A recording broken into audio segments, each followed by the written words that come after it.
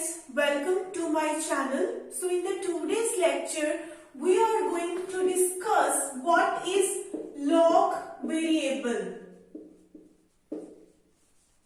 Okay. What is the meaning of log variable and why do we need to use log variable? Okay. So before watching this video, watch my last video of process synchronization. Okay, I will mention the link in the description box. So why do we need to use log variable?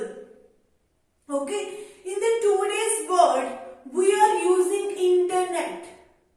Okay, to one server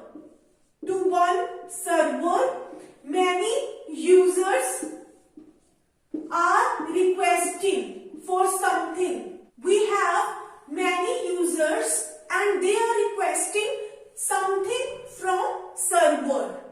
Okay, let's suppose we have some variable. Okay, all this user want to access this variable at the same time. Okay, at one particular point of time, there are thousands or lakhs of people need service from the server. Okay, and they all live at different locations. So at any point of time, they can access some file or some variable. If multiple users are accessing the same variable or same file, we call that variable or file as a shared variable or file. Okay, so this variable is shared. Many users want to access this variable. Okay, and we have to execute multiple user requests parallelly. Okay, we are going to execute multiple user requests parallelly so that we can reduce the response time of the users. Okay, we have to process multiple requests as fast as possible. So we will be processing multiple requests parallelly. Okay, so when we execute multiple user requests parallelly and they both are sharing the same variable, then we get the inconsistent result. Okay, the final output which we get, that is not right. We don't get the desired output we wanted. We discussed one example related to subscribers in the process synchronization video. Okay, so that inconsistency is the problem. Okay, we have to avoid such kind of inconsistent data. We have to maintain coordination between multiple user requests. Okay, so log variable is one of the solutions of the concurrency problem. When you execute multiple user requests parallelly, then we have a problem of inconsistent data. We get wrong output. We don't get the desired output. Okay, so how we can solve that problem with log variable? Let's see. So what we want that if we have a one shared variable, okay, if we have a one shared variable and we have many user requests for that variable, we should allow only one user request to access this variable at a one time. Okay, we should limit the access of this variable. We cannot allow multiple user requests to access this variable. Okay, if multiple users will be accessing this same variable at a time, we will having a problem of inconsistency. Okay, so what is the meaning of log variable? Log variable means we have to apply log. Okay, we set two values. Like we have a one value log 0 and we have one value log is equal to 1. Okay, when the value of log is 0, 0 means there is no log. Okay, there is no log. Now, if log is 1 means we have applied log. Okay, there is a log available. Okay, so how we are going to manage the coordination between multiple user requests is with the help of one variable. Okay, so what we want, we just want only one process to access this variable. We want only one user to access this variable. Okay, and if at that point of time when one user request is accessing this variable, any other user request try to access this variable, we have to stop. Okay, we have to stop that user request to access this variable. Okay, let me give you one example. Let's suppose you are using some password on your mobile. Okay, we have a one pattern. Okay, we are applying some password on our mobile phone. Let's suppose I have applied this password on my mobile phone. Okay, so there is only one right pattern of it. Okay, if you apply password like this, it is going to unlock your phone. Okay, and instead of it and any other password you try except this one, you will not be able to unlock your phone. So there is only one correct pattern to unlock your phone. Okay, so what we have done, we have tried two logs here. Okay, one log we have for correct pattern and all of the remaining patterns we are giving them one log. Okay, for this correct pattern, let's suppose I am giving log 1. Okay, and all of the remaining patterns. Okay, all of the remaining patterns I am giving log 0. Okay, if you are applying password like this, then it means you are going to open, you are going to unlock your phone, and instead of it you try any other pattern, you will not be able to unlock your phone. So now let me give you example that how it is going to work. So now let me write code for the log variable. How log is going to be helpful to maintain the mutual exclusion property. Okay, so while log is equal to 1, okay, log is equal to 1, then we have a critical section, then we have a exit section. Okay, so this is my entry section, this is critical section where you have a shared variable present, and this one is the exit section. Okay, so let's understand how this algorithm is going to work. Okay, we have a one entry section which is going to allow only one process to enter into the critical section. We have a variable here. Okay, your entry section is going to control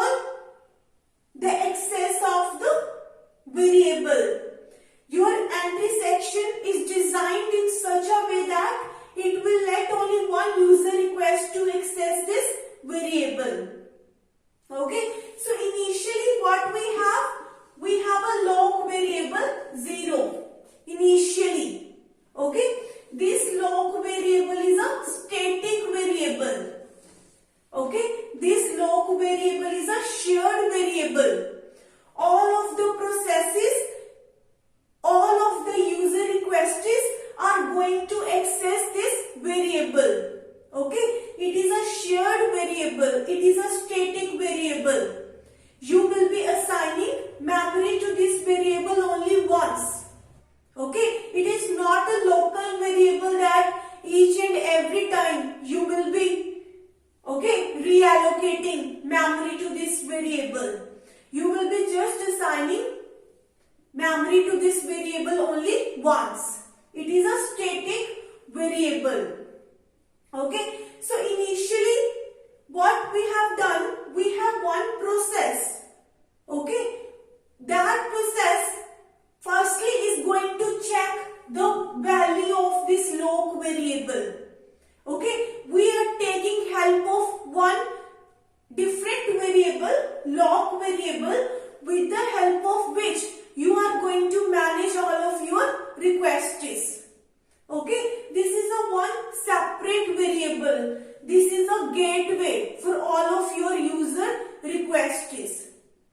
So when one process want to access this variable, so firstly it is going to check this gateway. Okay, that process will check the value of this variable. So initially we have a value of this variable is 0. 0 means there is no log applied on it. Means your process can enter into the critical section. We have not applied any log on the variable, on this shared variable. Your process can enter into the critical section. Okay, so firstly we will be checking this condition. While log is equal to 1. No, this condition is false. We have log value 0. Okay, so this condition is false. Now you will be moving to this condition. Okay, it is saying what? Do log equal to 1. Whatever is the value of log, you change that value to 1. So I am making your value 1. Okay, so now let's suppose there is a preemption. Okay, when multiple user requests want to access a shared variable, anytime you can preempt from one user request to another user request. Anytime you can switch from one user request to another user request. So as I made value of log equal to 1, I am getting preempt here. Now I am moving to another user request because we are executing multiple requests parallelly. Okay, so now other user request also want to access this variable. Okay, now what we have to do? We have to stop that user request to enter into the critical section. Okay, because your one request has entered into the critical section. One user request has crossed the entry section. Now any other user request, if try to access this variable, we have to stop that request. Okay, so now what other request do? It is firstly going to check the value of this log variable. Okay, so what is the value of the log variable now? 1. You are just taking help of the one variable to control all of your user requests. Okay, so that user request, second user request will check firstly the value of log. The value of this log is 1. Okay, it is firstly going to cross the entry section. If it is able to cross the entry section, only then it is able to access this variable. Okay, the shared file or shared variable. So, what is my condition? While log equal to 1. So, now my value of log is 1. Okay, so this condition is true. This condition is true. And you have a applied semicolon here. What does it mean? That your second request is going to stuck at this point. Okay, it is a kind of looping. Your second process is going to stuck here because this condition is true. If this condition is false, then you will be entering ahead. Okay, but as this condition is true, we have applied semicolon here, so that user request is going to stuck at this point. Okay, it is going to stuck at this point. It cannot move ahead. It cannot enter into the critical section. Okay, so now what happens? You again print back to your first user request. Okay, you printed here. Now you are giving again chance back to your user request. Okay, so it is going to access its variable, its shared variable. Now it has done everything it wanted to do. Now what it is going to do? It is going to disable the lock. It is going to make the value of lock 0. Okay, it is going to unlocking. It says, I have done whatever I wanted. Now I allow other user requests to access this shared variable because my work is over now. Now I want to give chance to other user requests to access this variable. Okay, it is going to disable the lock. Okay, so it is going to unlocking this variable. Now this first user request at the exit section allowing other user requests to enter into the critical section. Okay, so this is how lock variable work. You are allowing only one user request to access the critical section. Okay, but let's try to consider one another case. Let's try to consider one another case. Let's suppose we have a lock variable initially 0. Let's try to experiment with this code, that whether this code works right in each and every condition, or there is some condition present in this code that you might have problem. Okay, you might not get mutual exclusion. We are trying to check this code from each and every angle. Now let's suppose we have a lock variable value 0. Okay, so your first user request firstly going to check this lock variable value. It is 0. Okay, so 0 means there is no lock applied on this variable. Your user request can enter into the critical section. Okay, so I have firstly checked this condition of the entry section. Now I am moving here. Okay, before I could make the value of lock to 1, I got printed. Because you might get printed at any point of time. There is no fixed rule that after these many instructions you will be printing. You might print at any point of time. So before you could set the value of lock to 1, you are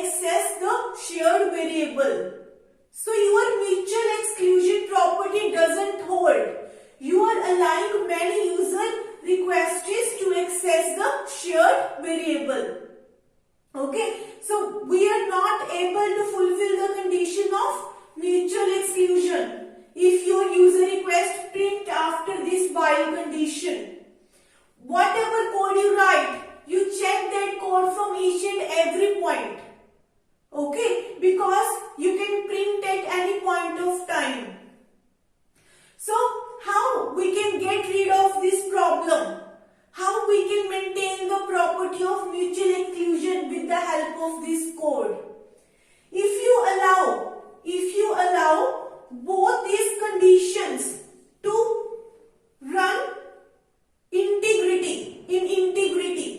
Okay, if you allow that both these conditions are going to run at the same time in an integrated manner, okay, your process cannot print in the middle of these two instructions. You have combined these two instructions into a one instruction.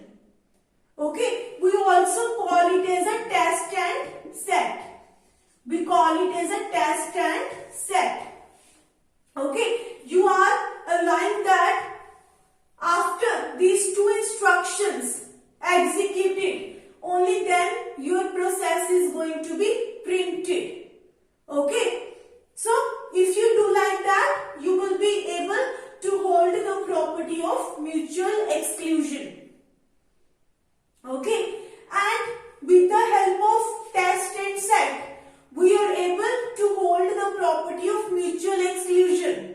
Now let's see if we are able to maintain the progress property.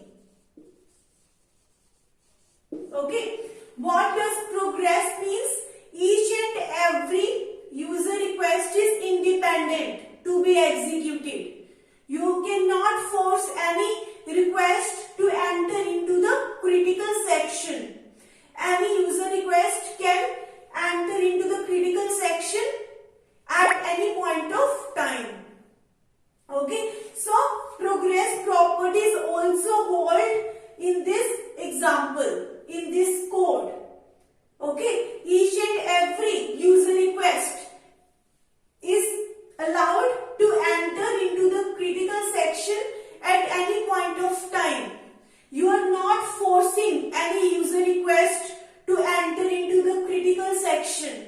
Whenever they want, whenever they are willing, they are allowed to enter into the critical section after fulfilling the conditions of the entry section. You are not forcing any request, any user request to enter into the critical section. Okay, so this is our lock variable. We are fulfilling both the conditions, mutual exclusion as well as progress.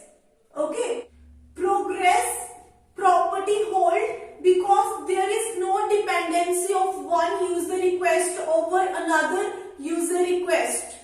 Okay, if you force your user request to execute in this order, like your user request is going to be executed in this order. Like firstly, you will be executing user request 1, then user request 2.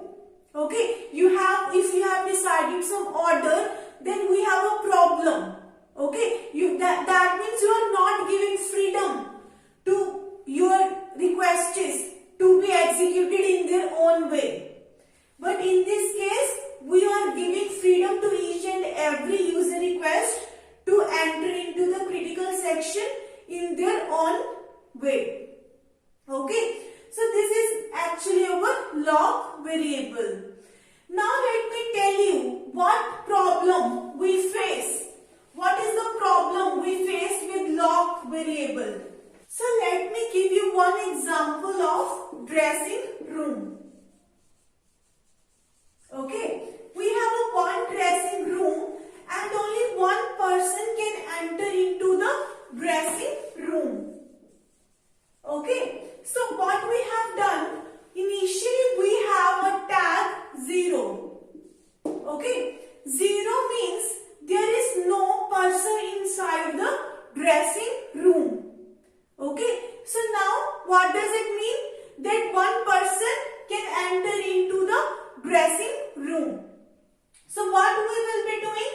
We will be changing the value of tag from 0 to 1. And that person is going to enter into the dressing room. Okay. Now if any person want to enter into the dressing room, firstly he is going to check the tag. So tag is 1. That means there is one person inside the room. So he can't enter into the dressing room. Okay. when this person is going to come out of the dressing room, it is going to make the value 0. Okay, now your dressing room is free. Now one person can enter into the dressing room. Okay, so this is actually the example of the log variable. But we really have some problem with the log variable. The problem we face is busy waiting. Okay, what does the meaning of busy waiting? Let's suppose one person has entered into the dressing room. Okay, and it is inside the dressing room and some other person want to enter into the dressing room. Okay, so what does it mean? That person is continuously waiting for this person to come out of the room. Okay, this person is just wasting time. It is continuously looking at the dressing room that when that person come out so that I can get inside the room. Okay, he is continuously waiting. He is not doing anything useful work. He is just wasting his time for waiting. Okay, and we have some more persons want to enter into the dressing room. Okay, they all are continuously waiting for this person to come out so that they can get chance to enter into the room. So they are just wasting their time. Okay, in this algorithm, if you look at, if one user request has entered into the critical section, okay, and whenever you are printing, okay, and your user requests are going to stuck at this code, okay, your user request is going to stuck at this code, okay, they cannot enter into the critical section whenever they will be given CPU, okay, they will continuously be executing this instruction, okay, they have stuck at this point and they are wasting lot of CPU time, okay, because they are not doing anything useful. So your CPU is just wasted continuously on executing this instruction again and again. Okay, if you are printing, if you are giving chances to 5 to 6 more user requests, if one user request is entered into the critical section, now if you are giving chance to 5 or 6 user requests, okay, they all are going to stuck at this point because at a one time only one user request can enter into the critical section. Okay, so what we are doing? We are wasting lot of CPU time. Okay, what we could do if we want to avoid busy waiting, we could put all of that processes in a sleeping mode. Okay, whenever log variable becomes 0, you are going to call all of the sleeping processes so that you can avoid the wastage of CPU time. Okay, we put all of that processes waiting to enter into the critical section in a one separate queue, and all that requests are in a sleeping mode. Whenever our critical section is free, now we are invoking all of that processes. If we do like that, we can avoid the wastage of CPU time. Okay, so I hope that you are clear with log variable. If you have any query, I have mentioned my email ID in the description box. You can contact me on that email ID. So thank you so much for watching my video. If you like my video, please like, share and subscribe my channel.